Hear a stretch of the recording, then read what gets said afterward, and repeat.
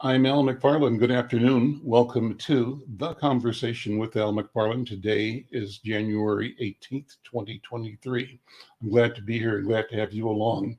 We've got an exciting program for you, but before I begin, I want to invite you to support this work, join this work, be a partner in this work by subscribing to the Insight News YouTube channel. Check us out, subscribe, share, tell a friend. And even right now, if you are on any of the several platforms we're streaming through, tell some friends, bring them into the conversation. I promise you, we deliver robust conversations. Today's program will do that with my special guests. They are Alysha Price, who's founder and CEO of the Price Dynamic, and Alex Steinman, who is the co-founder of the Coven. Both of them fascinating, determined, brilliant young leaders, young women, and entrepreneurs talking about building community, building wealth. I want to begin, though, with our hot topics of the day. And we picked a couple of things that we think bear noticing. One is the situation in Haiti. I'm looking at a report from this morning from NPR. The report is entitled, "As its only remaining elected officials depart, Haiti reaches a breaking point." The visual is of a man walking past a burning barricade during a protest against Haitian Prime Minister Ariel Henry, calling for his resignation, that in the capital of Port-au-Prince. And, here's the story. Haiti is a country that's long been beset by catastrophic and political turmoil. It's facing perhaps its deepest challenge in recent decades as its piecemeal government, now lacking any democratically elected officials, struggles to chart a path forward amid gang violence and a cholera outbreak. The constitutional mandate of Haiti's de facto ruler, Prime Minister Ariel Henry, which some viewed as questionable from the start, as he was never technically sworn in, ended more than a year ago. The country has had no president since its last one. Jovenel Moise, I hope I'm saying the right way, was assassinated in 2021. Its Senate is supposed to have 30 members, and its lower legislative chamber should have 119. But all of those seats are unfilled. Haiti's elected mayors were all reappointed or replaced in 2020. And last week, its 10 remaining senators departed office after their terms ended, leaving behind a nation's worth of elected offices that now sit empty after years of canceled elections. Final note, according to Haitian-born political scientist Robert Fatton, he's at the University of Virginia, this was a catastrophic situation. It would not be an exaggeration to say that the current crisis is one of the most severe crises that Haiti has ever confronted. Well, we know that Haiti has been in trouble from its inception, from when Africans, Black Haitians, wrestled power from the French colonists that controlled the island, and did so on the battlefield. And in a sense, one could say these Black people have been paying the price for their freedom ever since. And the price often, it seems, has included that the country, people in the country turn on themselves, turn inward towards dysfunction and mayhem. Well, we wish that a reckoning can emerge that will bring peace and prosperity to Haiti. Haiti deserves it. Love to know what your thoughts are, what your feelings are. If you have comments about this story, about the discourse about political and cultural and economic development in Black-led countries in the hemisphere, we'd love to have your comments. The second hot topic is closer to home. And according to a story today, published today, George Floyd's lawyer is asking the judge to throw out the murder convictions not, excuse me, I said that wrong.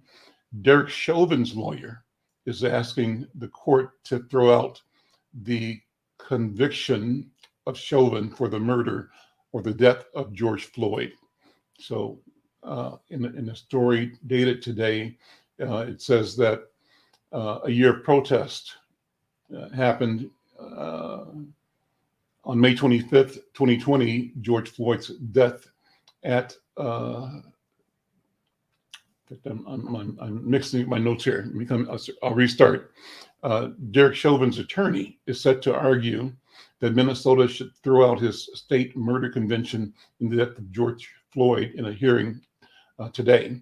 And the former police officer, Derek Chauvin, was sentenced to 22 and a half years in June 2021 after he was convicted of second-degree unintentional murder, third-degree murder, and second-degree manslaughter. He was found guilty of pressing his knee against Floyd's neck for more than 9 minutes, resulting in Floyd's death in May of 2020. The death triggered a wave of protest against police misconduct and a racial reckoning nationwide.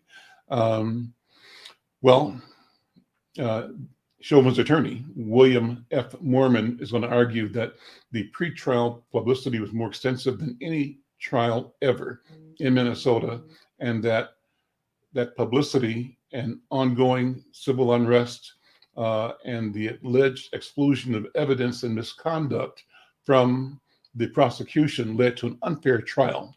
That's what he's going to say. Well, we'll watch that. We'll see where that goes. It's a story that it's really a global story, and we here are in the center of it. So let's proceed to our program today. And our thought today is that we're going to talk about on Wednesdays, business creation, entrepreneurship. We'll go down that path with my two guests today. And I'm going to start, I believe, with Alex Steinman. She is the founder of the Coven. Alex, good afternoon. How are you? Welcome to the conversation. Good afternoon. I'm happy to be back. Thanks so much for having me, Al. Well, it's good to see you again. Let me start by having you describe your business, your mission, what the Coven is, what it's doing, and we'll go into more after that. Absolutely. Yeah, the Coven is a co-working community based here in the Hold it. I called it Coven. You said Coven. So Coven. That's a good part to start with. Is my mispronunciation common? It is very common. I think most people see Cove. And so I like to think about it's an oven, not an oven. I'm curious. So what's the name signify? Why that name? Why was it chosen? What does it mean? So there's 4 co-founders, myself and 3 others, and we were all friends as we were building the business. And we knew what the name was before we even had the business. And the name itself is really centered in the magic that happens when women, non-binary, and trans people come together. And if you look it up in the dictionary, the Coven does mean a group of 13 witches.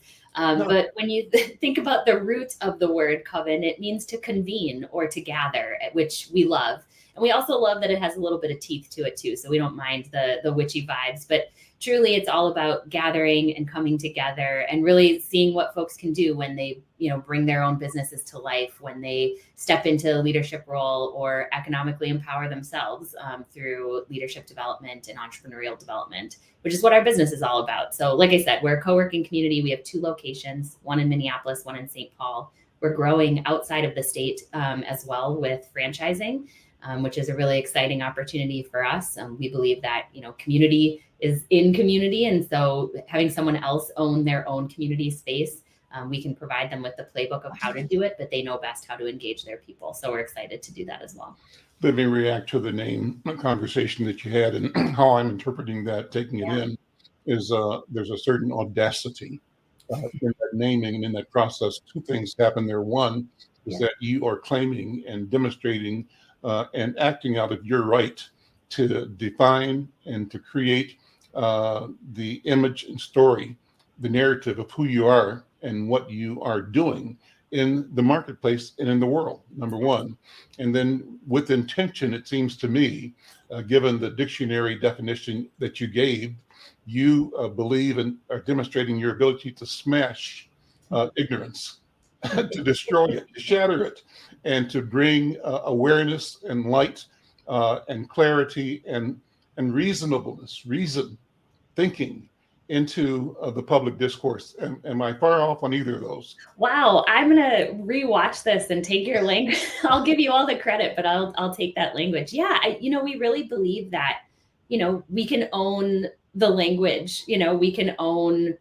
Women traditionally have been called witches or worse, right? And I won't say it because we're on public radio, but I do believe that women should own it and take control of what they want to be called. And truly, I believe that witches, if you will, have been persecuted for centuries because of what would be deemed maybe untraditional ways of thinking. And I'm really excited about kind of the resurgence of women really claiming power, claiming their ownership, claiming their bodies, claiming their power. And that's really what the Coven is all about and why we started. I'm interpreting your use of the word magic, not as hocus pocus, but as majesty, and as wisdom. As wisdom at its core, that is majestic as well. Absolutely. So let's go. Well, thank you. That's a good beginning, I think. I think setting the parameters of the conversation through definition is important, and I think you've done that. Thank you for doing that. Mm-hmm. And so tell me more about the business, about the Coven. Yeah. So when we first started, all four co-founders came from advertising and worked in large agencies and really were working towards, climbing the ladder in that industry. Some of us had children, myself included, while we were in the industry, and we found ourselves in a position of being either aged out or, parented out. So once you had a kid, you became kind of irrelevant. and the challenge that I had was how do we continue to grow into a leadership role when I don't see people who look like me in leadership, right? You have to see it to believe it. And I think I knew that I could get to that space. In fact, I did get to a director level in that time, but it wasn't easy or comfortable. And I felt like we deserve better. We deserve more mentors. We deserve more, community. We deserve more magic. Like we're saying together, what is that energy like when women, non-binary and trans folks come together? And that's really what we decided with creating this business was how do you create a space of physical and psychological safety? Because those are the elements that are needed to really start a business, to grow your business, to step into the unknown, to be uncomfortable, and to maybe take a new career leap. And so what we got excited about early on was so many women were saying, I don't feel comfortable in my workplace. I wish I had a place where I felt comfortable and where I could really, flex and find myself in a space of community. And that's really what we started was kind of what would it be like if you could come in here and show up as any version of yourself. Now that was 5 years ago, and then the pandemic and so forth, which I'm sure we'll talk about. But now that, the future of work is here and people are navigating working in the office, out of the office, finding flex space and trying to figure out what's going to make them most productive, but maybe more importantly, happy in their lives. Co-working is seeing a resurgence, and we're excited to have survived the pandemic and come out the other side and with a growth mindset. Go into the language you used, women, non-binary, and trans. Yeah. That intentional invitation. Absolutely. To create a working space. Explain that more. What's the background? What's the circumstance that caused both the need and the opportunity to emerge in your work? Yeah, so our spaces are open to all, right? But we really center everything that we do around the experiences of those three categories. And there's many more. Gender fluid is probably a better word to capture, the broad spectrum of people who walk through our spaces and who engage with our content. We're really intentional from the beginning because most spaces were created for men or created for white men or with white men in mind. That means workspaces in any environment, really. And so we thought about what would it be like if we centered the people who need these spaces the most invited everyone to participate in being in those spaces. And how would that change the mood? How would that change the trajectory of all people? And what's exciting is that when, anyone comes into our space, they recognize, wow, this feels different because I haven't been in a space that has centered women, non-binary, and trans folks. And when we say non-binary and trans folks, we wanted to call that out because those, like a lot of non-binary and trans folks, are often left out of those conversations and spaces. What is non-binary? Non-binary is someone who may not identify with, using she, her pronouns or he, him pronouns, right? So someone who maybe finds themselves in a space somewhere on the spectrum of gender fluidity. And so again, we want to make sure that people feel welcome and we honor their lived experiences, whatever that may be. What's really fun is having, men in the space who come in and go, wow, I feel, even though this isn't centering me, I feel better being in this space. I feel like I can be my whole self in this community, which, our intention was exactly that, so that everyone could enter in with, a renewed sense of self. And I think really leaning into that femme energy allows for everyone to see themselves. You probably said this already, but how has your life changed since you started this business? Oh, just like a 180. Where to begin? Anytime you start a business, you go through the ups and downs of, finding your own voice and trusting yourself. I think mentoring business owners is what I love to do. And that's why franchising is a really exciting space for us to be, is because I get to work with small businesses who are ready to open their own communities. And I get to provide what I have learned, right? Which is that not everyone knows, nobody knows what they're doing when they start a business. And even when they're growing a business, even 5-10 years down the road, there's still unknowns. And so really leaning into that, what my co-founder Bethany says is kind of the messy middle of, being uncomfortable. That's been something that I had to learn along the way. And, I think having children maybe makes you a little bit more resilient to some of the ups and downs of life, because you just really never know. You never know what's coming out of their little mouths or bodies. And so stepping into, entrepreneurship is really like taking care of a new baby and nurturing it along the way. And I've learned how to both live in the gray area, but also take care of myself and ensure that, I have the stamina and energy to keep up. Let me ask you before I go to our next guest, and then I'll bring you back in to let people know how to connect with you. How do they contact you to be part of or learn about the opportunity?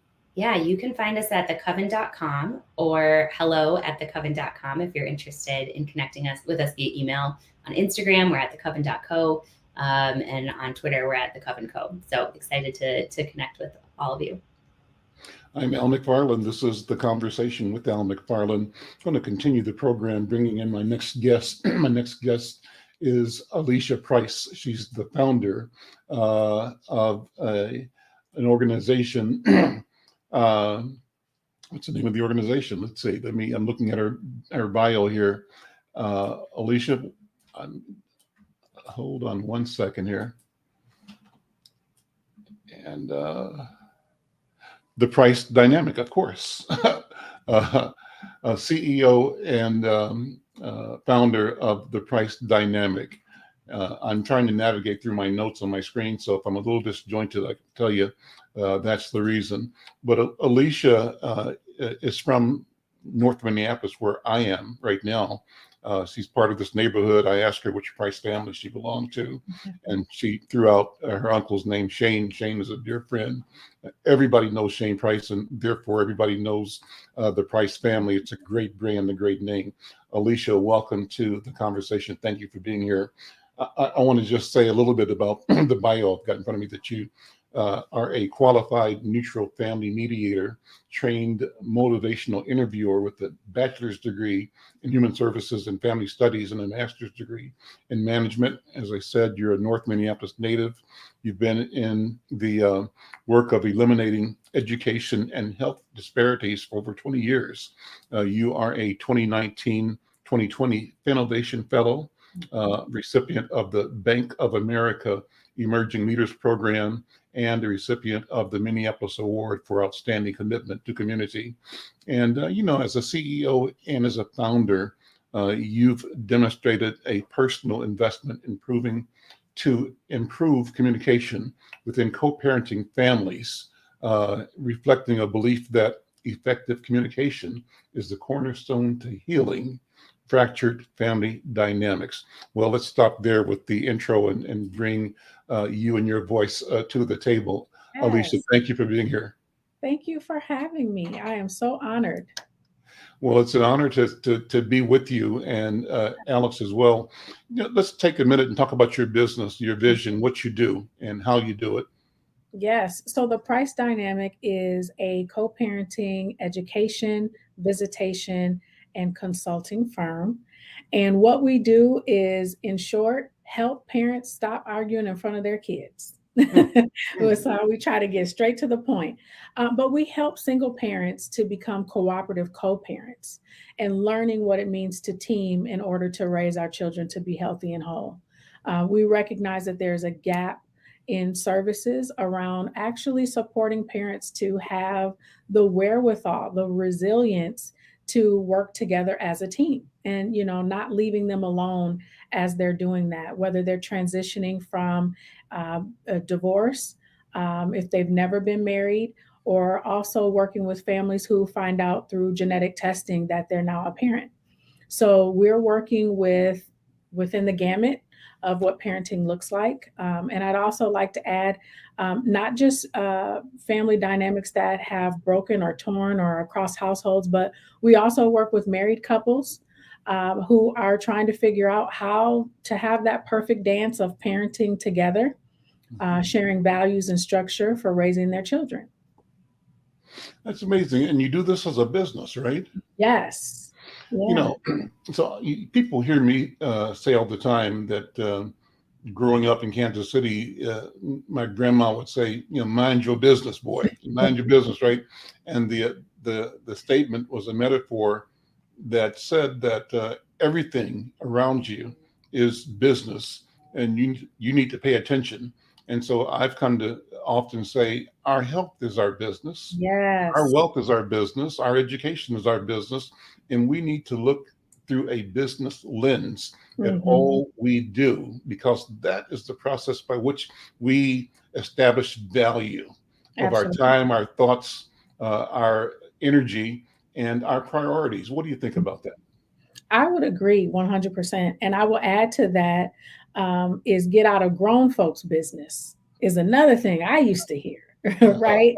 And so when it comes to the co-parenting dynamic, grown folks' business is what's making sure that the family works. What those nuances are around communication or around behavior and how we're engaging with one another. And so absolutely working on health and what happens within relationship can be a business. We've been in business now for 3 years and we're not going nowhere. Family dynamics are here to stay. We all know what it means to want your family to work, to care about those that are raising you, and to aspire to really raise well children. Especially in the Black community, we know it takes a village. And so the Price Dynamic is here to be a part of that village and supporting you to change some of those generational cycles of ways that may have not worked for us. So let's sit in that for a minute and talk about things we all know about, but we don't talk enough about. Yes. We talk about it kind of in passing, but we never really drill with intention on a precise description of these challenges. So talk about challenges of families, of parenting, specifics, and how we either ignore them or fear them or hope something else comes out of the sky to help them. Now, all of those strategies don't work, that there's something we can do, which is what you're delivering, right? Let's talk about that. Absolutely. Some of the challenges that we see are parents that didn't really plan what their family would look like, right? We know that having children is a blessing and becoming a family, it all is fine and well when we're, learning that there's a pregnancy. in some cases. And in that, we're so happy sometimes that we're not planning about like, what are our values for this child that we're raising? What type of structure do we intend to have for this child? What are simply bedtimes, curfews, right? So we're not talking about a lot of those things. And then once the child is here or children are here, we're trying to impose now what our values are, how we grew up, what we think should happen. And that may not be aligned with the person who you're attempting to co-parent with. And then that turns into ways of now we're not hearing each other. We're not communicating well. And then we're doing that in front of the children. And then that snowballs, right? And we keep that going and keep that growing. And so what we see here at the Price Dynamic, a lot of the times are arguments around finance. How we're caring for the child, who should be caring for the child, how much money it actually takes to raise a child. We also see issue around who should be around your children when the family dynamic is broken or is now transitioning to a different type of a dynamic. Should girlfriends or boyfriends or bonus parents be around this child or children? And where will they be? Simple things like what school should we enroll our child in? These are conversations that when we're becoming parents or prior to even deciding to be parents, that we're not oftentimes talking about. And so at the Price Dynamic, we kind of catch it on the back end, but we're helping families to redefine their family. And a big piece for us is redefining your family before the courts do. We're not recognizing a lot of times that when we can't get it right, it moves into a jurisdiction that is not really meant for family issues, right? And then we're relying on the courts to help us to untangle some of those things. How big is the problem? Meaning, that's when you're stating it, how big is the opportunity? Yes. So what do you think? Yeah, the problem is huge. It spans all families. Opportunity is amazing. The Price Dynamic is working very closely with Hennepin County Family Courts in particular, where we have a very steady referral of families that have been court ordered to parenting time, so supervision services.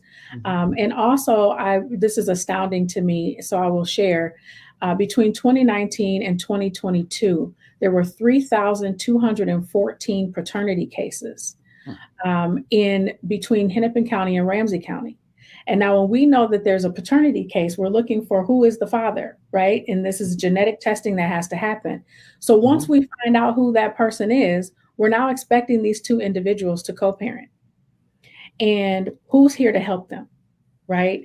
And some of them know each other, but some of them don't. And some of them have never met their children.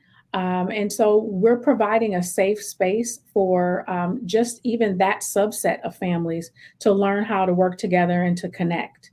How do people reach you if they are listening or when they tell somebody who they know needs help? How do they connect with your organization? You can Google the Price Dynamic.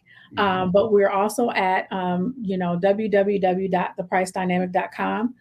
We have an Instagram page, The Price Dynamic, and we're also on Facebook at The Price Dynamic. And people typically find me, Alysha Price, and I respond to several messages as well. We can be reached by phone at 763-432-7277. And we are located in New Hope. Let me bring Alex back in. And before we started the program today, we were talking about how we let the program flow. I believe I suggested pulling up a video of Noah Trevor's departing program, because he talked about Black women in a way that I think Black women should be talked about affirmingly, lovingly. And I wanted to just show a little bit of that because I want that to be what undergirds the balance of the conversation. The three of us talking, and from my side, the spirit of the conversation, Alex and Alysha, is in celebration of the power, the strength, the clarity, and the strength that women bring to community, to family, and to the universe. Let's check this out, and we'll come back.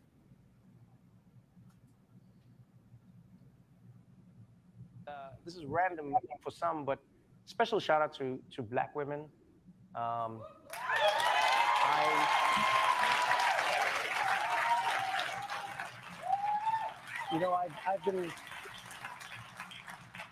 I've often been credited with, having these grand ideas of people like, oh, Trevor, you're so smart and and then I'm like, who do you think teaches me? Who do you think has shaped me, nourished me, informed me? From my mom, my my aunts, all these Black women in my life, but then in America as well. I always tell people, if you truly want to learn about America, talk to Black women. Yeah, because unlike everybody else, Black women cannot afford to around and find out.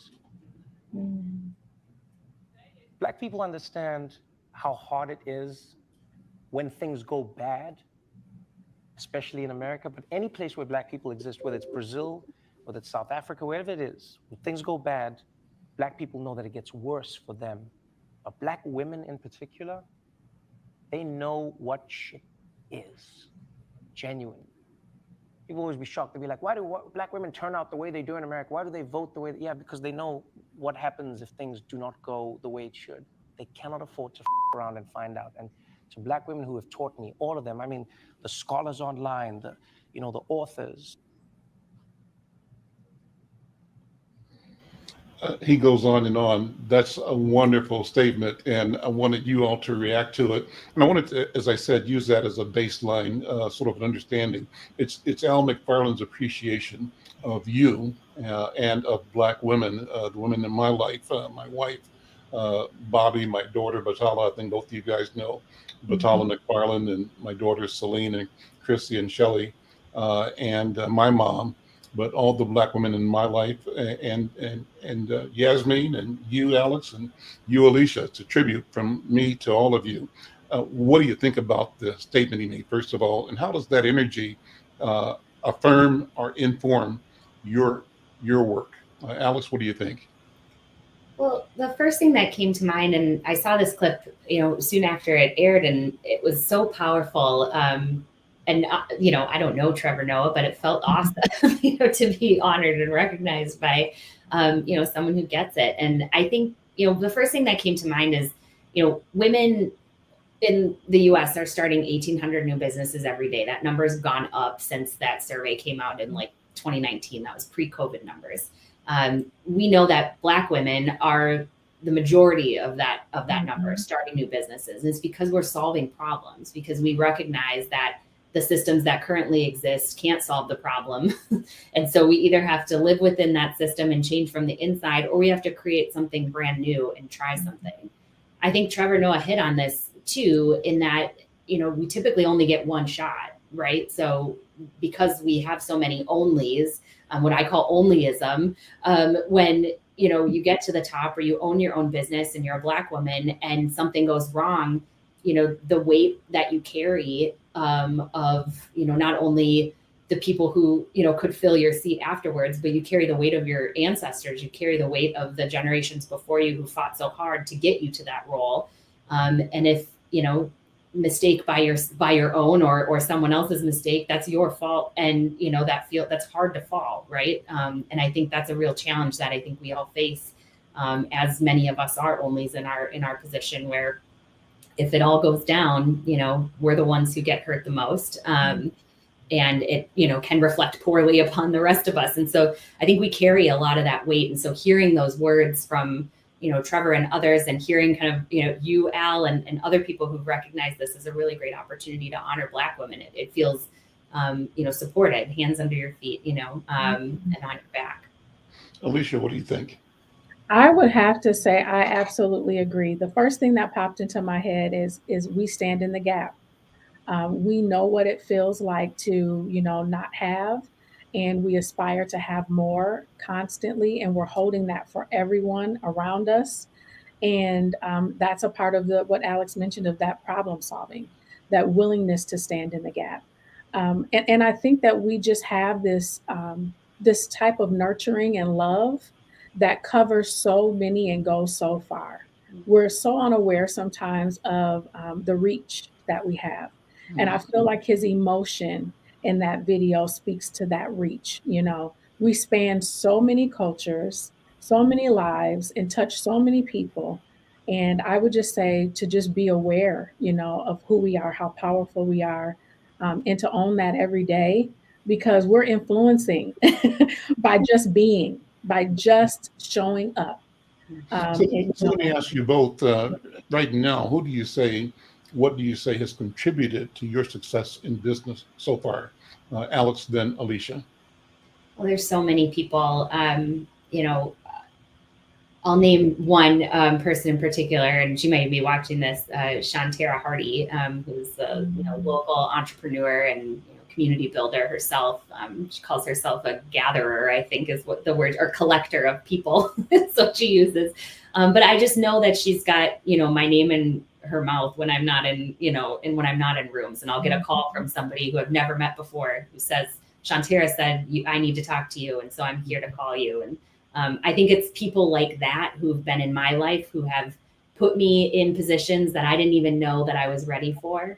And that's the power, I think, of Black women, is we know not only our own strength, but we know the strength of the women around us. And we are most of us will, put each other in those positions, even because we know that you're ready. Alysha, if I were to ever be in a position where I knew someone who needed you, I would put you in front of them before putting myself in there, because I know that you're the right person to fill that. And so I think that's the power of Black women and our own magic and majesty, to use Al's words.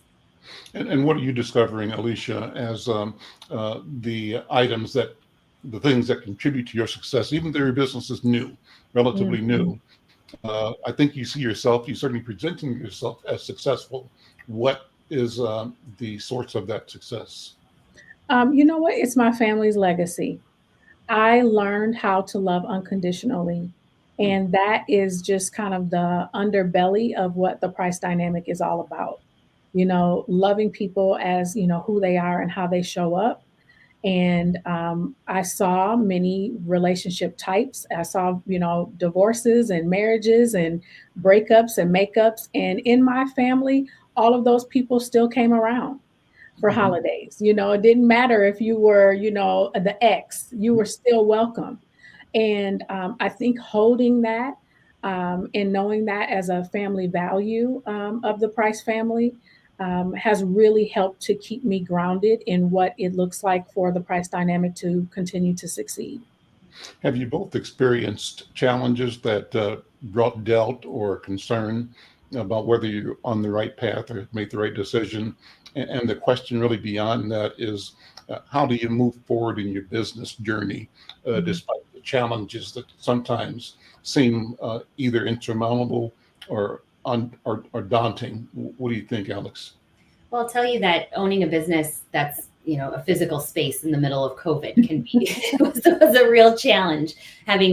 We opened our St. Paul location just 6 weeks before the pandemic, so we didn't know anything. We had never heard the word coronavirus in the United States, and so I think what prepared us for that was being flexible and being able to adapt, our adaptability, our entrepreneurial mindset, which is like, this is a new problem. Let's figure out how to solve this. Within 24 hours of closing our business temporarily for COVID, we turned around a digital community to keep our community connected. And I think that's one thing that entrepreneurs have to continually do, is listen to what your customer needs and adapt fully. I also think that the pandemic presented an opportunity for us to examine fully, what would this look like if this no longer existed? How would I move through life if this no longer existed? I think it's like a therapy question, where it's like, could this happen? Has it happened? And could I get through it if it did happen? And I think examining that over and over again during the course of COVID, because it was so unknown, helped prepare us for what could happen. And fortunately, we didn't have to shut down. We were able to pay all of our staff and keep our staff on hand. We were able to, pivot our company and pirouette our way through that. And we've come out on the other side with real growth. And I think that, again, that all comes down to being able to be resilient and be adaptable. And it takes a lot of support to do that. And so having a network of people to continually tap you and say, having your Shantara of the world say, you've got this and you can keep going. Or even if you can't keep going, you're going to be okay. knowing that you have a little bit of that mental and emotional stability in the background is so important. And that's why I think Alysha's work to bring stable communication to families is like beyond important right now. Yeah. And so what challenges did you find in your business venture, and how have you addressed forward movement despite any challenges you encountered? An early assumption for me was that people would just think that co-parents should work together. I thought, well, I did it. I'm a co-parent. This makes sense for me. But, lots of times people are pointing the finger at each other and thinking the other person needs more work done than they do. So I was really optimistic about people just, breaking down my door and calling my phone like, I need help. But that's not what happened. And so very quickly, I had to shift. I had to be willing to be nimble and to pivot and to think about, how do I reach my target population? And how do I reach the families that really need what we're offering, but may not know it? And so we quickly shifted to, a business to business structure, and looking at how do we provide our resources and our support to businesses that actually work with this population.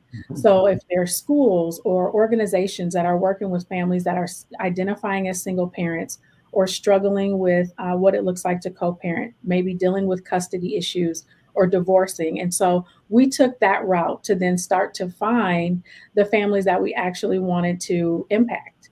And that is not initially how I set out to do our work. And it really came down to being willing to pivot and to listen to community and to do exactly what it took to reach the population that we wanted to serve, and being willing to see my vision play out in a different way than I anticipated.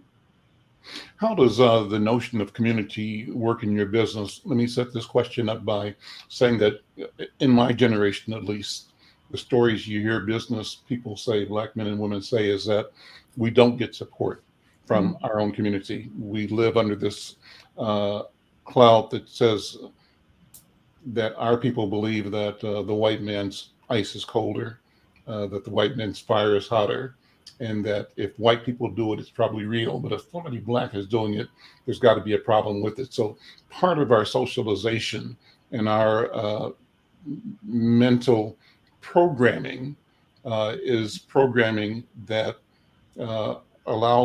encourages, forces us to see ourselves as inherently deficient, and our community as inherently and ultimately defective, and that the language of success is getting out, getting away, right? Never dealing with those challenges that we have, and never seeing ourselves as a market that's real, while at the same time we know that the whole world views us as a market and gets rich out of our inability to serve each other and to do transactions with each other that grow wealth and grow economies. So how do you, in your generation, see the change, or is there a change in our community's ability to see itself creating a place for wealth creation among us, for us, by us? Alex, what do you think? Yeah, well, I definitely see a shift, and it comes from I think looking back at what community could be, right? Being self-sufficient ourselves. We must support ourselves and within our community. I believe one person who's been on your show, Al, Lulit Mola from the Black Collective Foundation, a new foundation that's one of the first Black-led community foundations with an endowment in Minnesota. Her work is all about building collective power through economic development, specifically within the Black community. So how do we fund ourselves and not just lean on philanthropy to do the good work, right? The do good work that Minnesotans so often do in the nonprofit world. And so I think what I've been seeing, at least in my generation, is a desire to economically empower one another. So like, how do I buy from Black women? These earrings are made from a Black woman.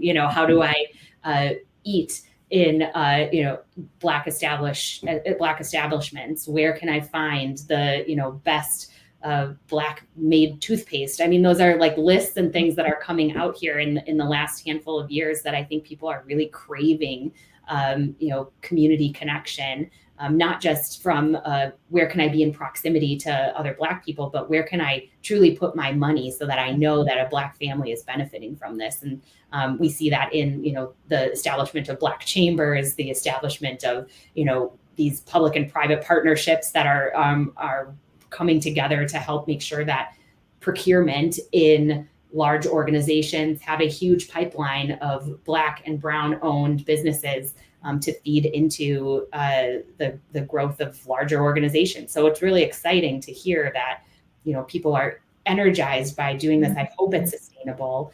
I certainly hope that communities like mine are creating spaces where those goods and services can be traded among people, but also that we can then get them in front of, large corporations or larger organizations that could, help raise the trajectory of that organization. Alysha, I started earlier with the notion of our health is our business, right? And when I hear your story and the work you're doing, I've said this to other people that are in the sort of the personal development and therapy and counseling work. On the one hand, we talk about health disparities, how far we are measurably different and disadvantaged from the norm or white people in Minnesota. And the question is, should we see that as a throw up my hands type opportunity, or should we see it as a dig in and get to work opportunity? I think what we're talking about is a fair presentation of opportunity to solve problems. So Alex, you're saying problem solving, right? And you are solving problems. And what would it be like if there were 100 or 200 counselors providing parenting and counseling and mental health and health services and physical fitness services, people on every other block in the community doing it and getting paid to do it, building an economy and serving each other? What would that be like? What do you think? I believe that would be absolutely amazing. It is in my mind, you say you don't just set up shop and people just show up, but I truly believe if we were to operate in that fashion, people would show up. I attribute, the success that we've had thus far to, word of mouth and families coming in and saying, we've had people walk in the door and say, I didn't know what I was walking into. And now I see Black people and I feel safe. Right. And so having a space, I've learned in the last couple of years for families of color in particular to talk about what happens in their home is essential. And they don't feel comfortable necessarily doing that with people who don't look like them and don't understand them. Because that's the gateway to the court coming in your life. Absolutely. Yeah. Absolutely.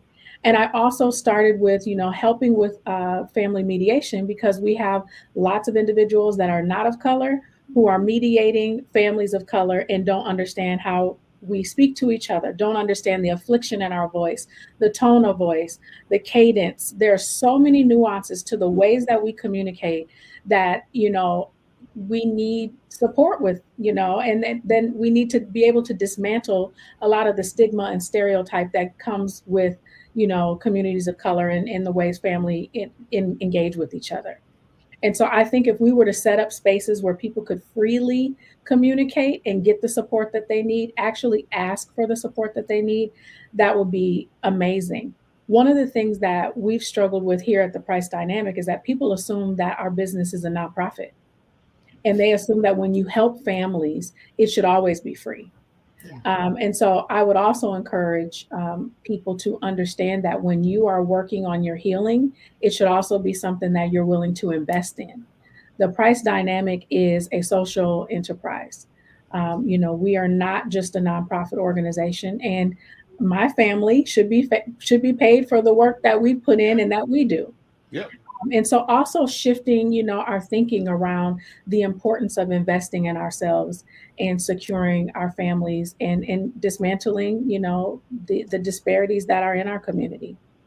I appreciate you saying that, Alysha, because we get that a lot too. We're an economic development type organization with educational opportunities for both leaders and entrepreneurs. And the first thing people think is, oh, this must be a nonprofit. And I kind of chuckle every time because it's like, oh, you can't do good in, you can't be paid, or you can't do good if you're a social enterprise. And I think that's not the case. And I do see a huge shift in this. Many of the businesses that are being opened right now have a, social mission, despite being a for-profit business. And I think it's important that we do more of that, right? I think having more for-profits that Black women are starting will only beget more of those, and I think encourage people. We can't, see what's not there, and I'm energized by hearing your story of it too, and how that kind of nonprofit energy doesn't feed anyone, literally and figuratively. Yeah.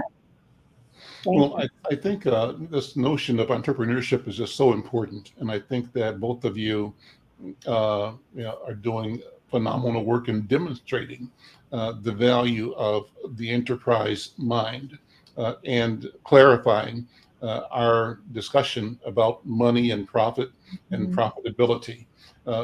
So you both have said this or alluded to it. You haven't said it, but too often our community still is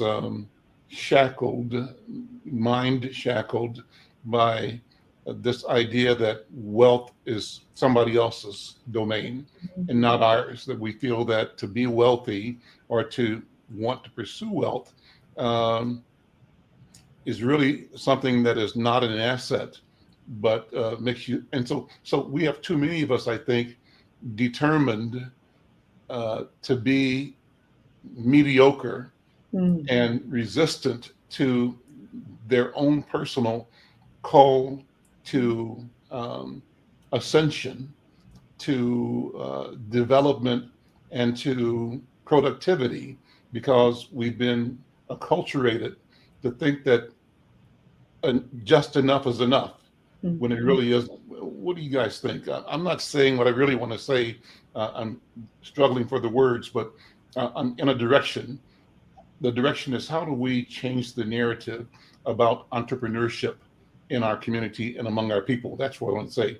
What if when a spaceship landed or dropped in on Plymouth and Penn, and whoever the beings were, they asked, who are those people on the corner of Plymouth and Penn? And the other said, oh, those are the Black people. They are entrepreneurs. What if we change the definition globally of who we are? Is that doable, Alex? What do you think?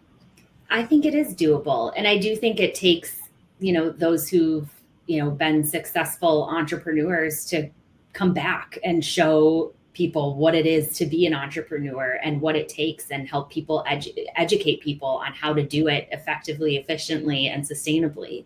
I think that becoming an entrepreneur looks really daunting when you don't have any money, you don't have generational wealth. It's part of the reason why, banks, there's so many reasons why banks aren't funding entrepreneurs of color, but, because a lot of us don't have assets, right? We don't have assets that we can take to the bank. We don't have a friends and family round that we can tap, a rich uncle and say, hey, I have napkin math. Can you fund my business? In the same way that we're seeing white kids from Stanford, do that and get their first $1 million of funding to start a ride sharing business. You know what I'm saying? So what I think is important is that we build generational wealth in our communities by going back and educating and funding the next generation of Black entrepreneurs. And that's what we're here for. That's why we're in the Twin Cities. That's why we continue to, support and bring in community funded members to make sure that our space is accessible to as many people as possible.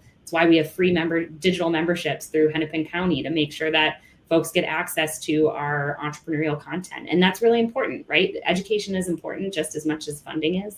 And we want to make sure that, people have access to the resources that they need. And again, I think what's going to change that is Black entrepreneurs helping Black entrepreneurs. And I think that's why we're seeing more Black women start more businesses now more than ever, because we're seeing people be successful, sell their companies for millions, and then be able to give back to the community.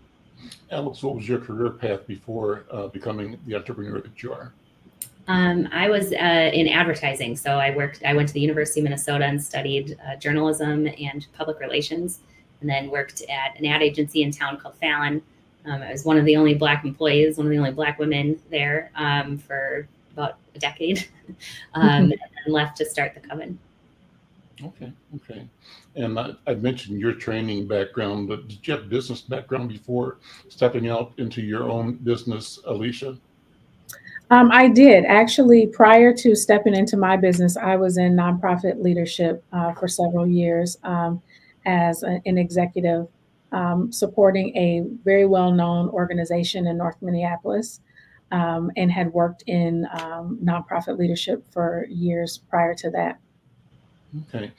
We got about 5 minutes left before we wrap up. I wanted to just open the floor to make sure that both of you are inviting people to know you, to connect with you, and to drive home, the point that you said, but wanted to make sure people get. So, Alex, what is it that we didn't say that you want to say in the next minute or two? Well, community is so important, right? And so whether you're looking for, a place to be after work, or you're looking for people during work, if you're someone who has the ability to work flexibly, I think one of the things that the Coven offers is a place for connection and a place for opportunity. One thing we missed during COVID was those happenstance moments where you sit next to somebody with a cup of coffee, you ask to borrow their charger, and the next thing you know, you're starting a business together. And that's a real story that happens at the Coven all the time. And so, I'm so excited to be back in, IRL and real life with people, and reconnecting with humans.